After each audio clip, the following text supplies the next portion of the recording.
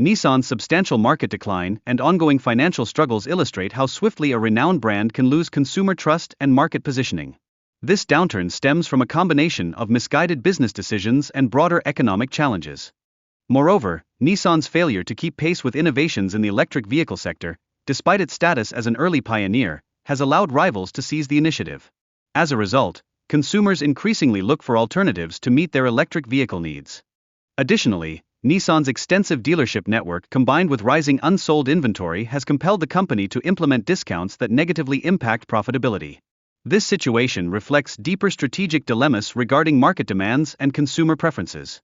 Furthermore, Nissan's slow adoption of electric vehicles and advanced safety features underscores its difficulties in competing with rivals that are making significant investments in innovation and relevance. This lagging performance could ultimately result in lost market share. The turmoil in leadership at Nissan has exacerbated the uncertainty, complicating the implementation of effective recovery strategies. This instability raises critical questions about where the company is headed. In a similar vein, the decline of Mini reveals comparable challenges as the brand transitions from its original compact and affordable offerings to larger, more expensive models, effectively alienating its traditional customer base. Currently, the future of Mini in the US hangs in the balance, with consolidation by BMW looming if sales do not witness a significant uptick. Strategic adjustments are essential for the brand's continued viability.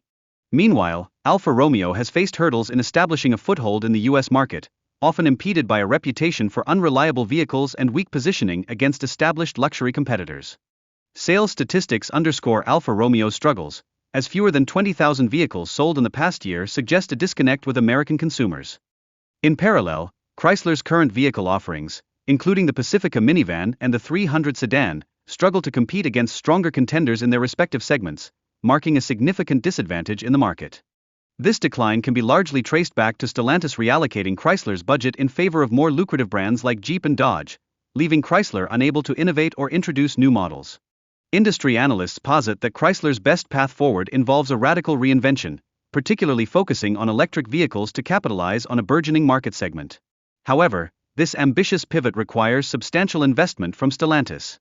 In contrast, Ford and General Motors have made significant strides in the electric vehicle market with innovative offerings that pique consumer interest, setting a standard that Chrysler has yet to meet.